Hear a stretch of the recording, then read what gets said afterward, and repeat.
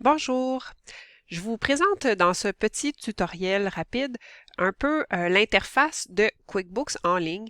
Parfois, ça peut nous aider à faire un choix pour notre logiciel comptable, de regarder un peu les fonctionnalités qui existent dans l'application et aussi si on se sentirait à l'aise avec l'interface et l'ergonomie de l'interface de l'application.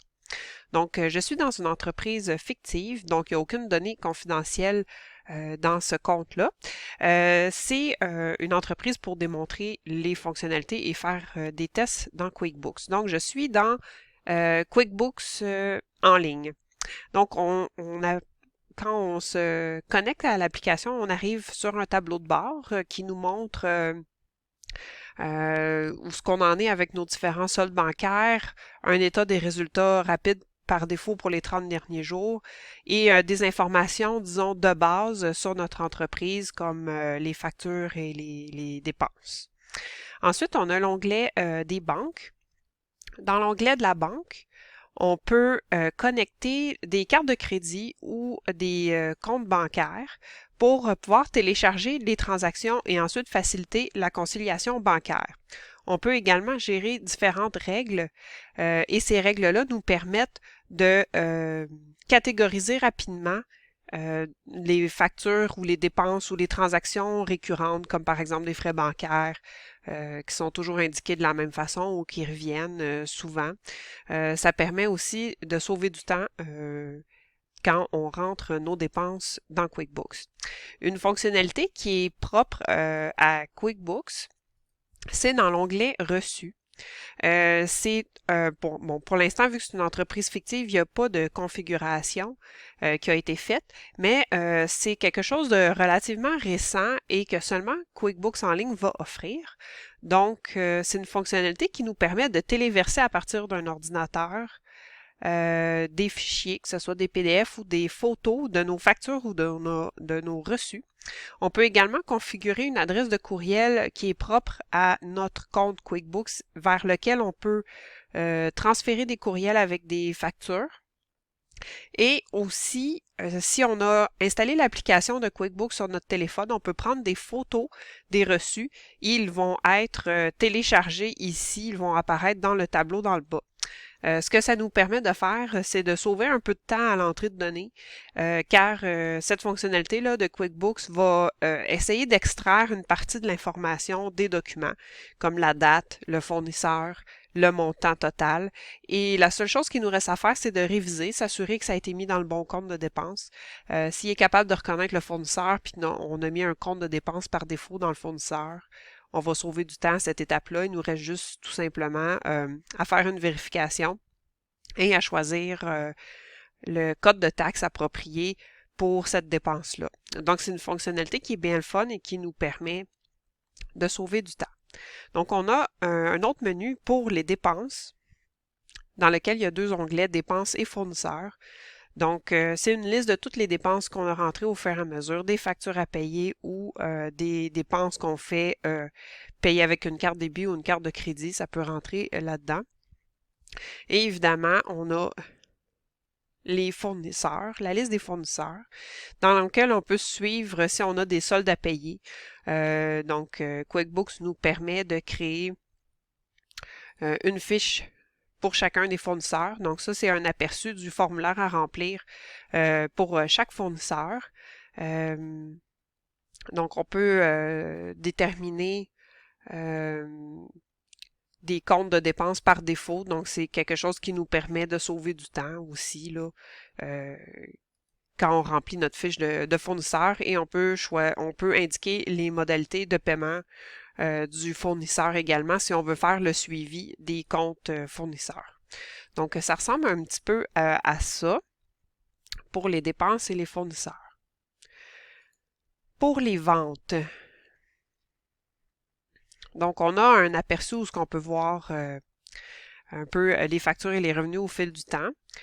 Une liste de toutes les ventes qu'on a faites, que ce soit un reçu de vente. Donc, un reçu de vente, c'est quand on reçoit l'argent directement après avoir fait la vente.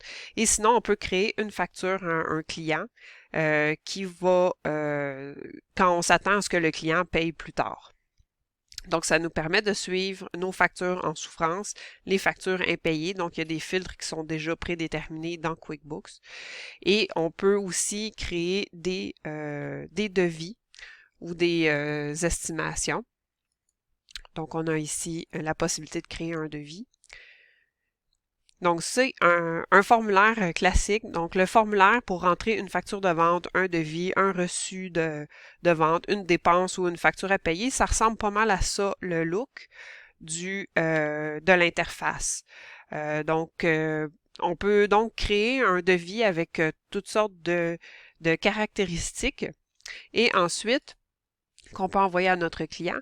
Et ensuite, à partir d'un devis, on peut facilement créer une facture une fois que le devis a été accepté par le client.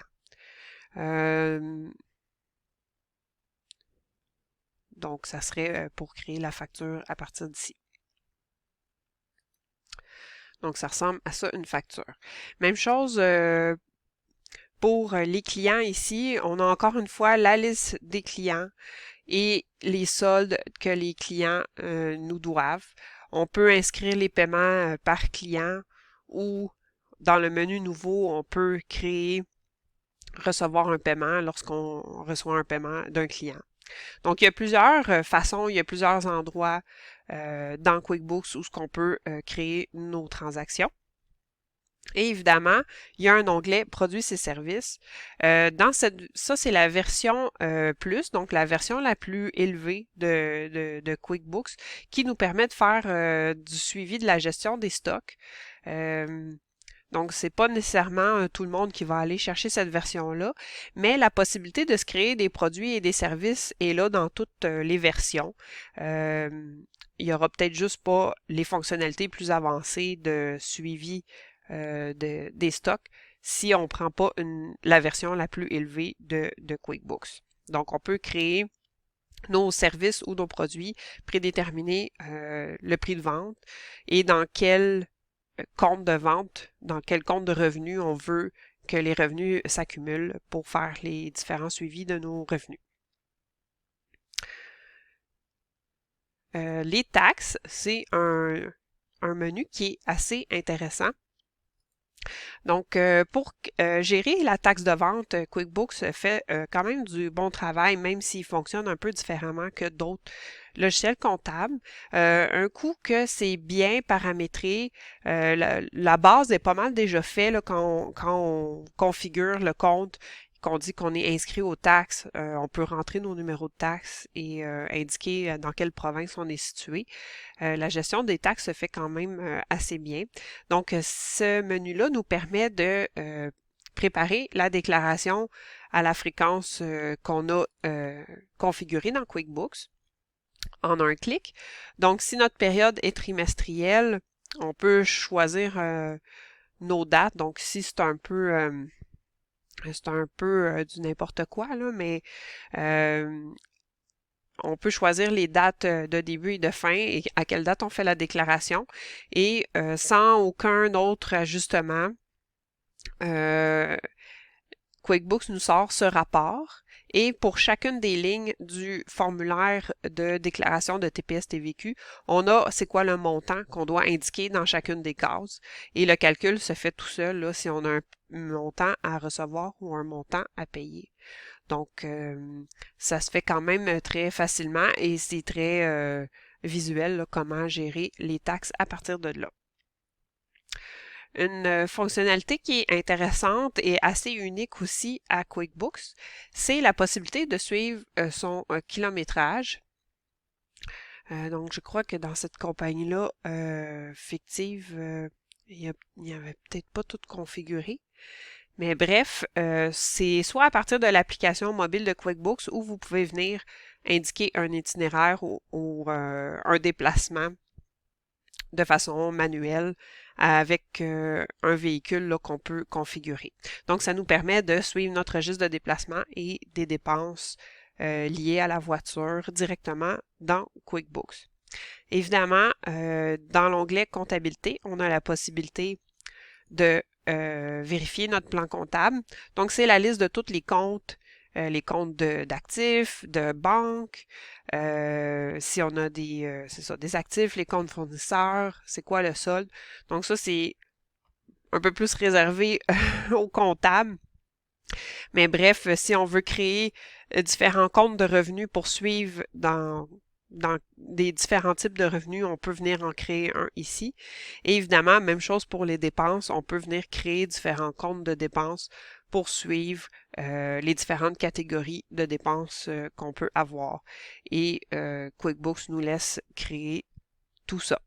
Donc, il y a toujours un onglet Rapports dans lequel on a plusieurs possibilités de créer nos rapports. Évidemment, on peut sortir un bilan, un état des résultats très facilement avec plusieurs possibilités de choisir sa date ou sa période pour le rapport.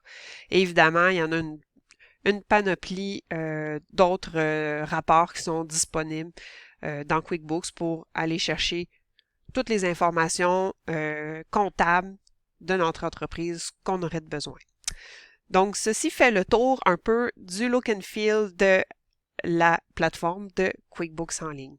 Si vous avez des questions ou que vous voulez aller un peu plus loin et découvrir les fonctionnalités de QuickBooks en ligne, je vous invite à communiquer avec moi pour qu'on puisse regarder vos besoins de façon plus spécifique et vous assurer que QuickBooks en ligne peut répondre à vos besoins plus spécifiquement. Merci pour votre écoute.